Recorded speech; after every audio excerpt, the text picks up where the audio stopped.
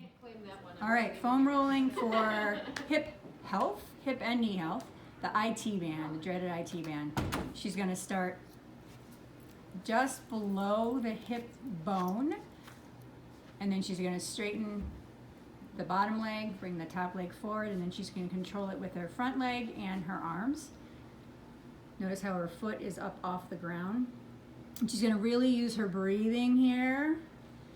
Blowing out will allow the body to relax through the tenderness. So again, big strides is probably best if it's really tender, but if you find a good spot, you can either stay there and then take a nice slow deep breath.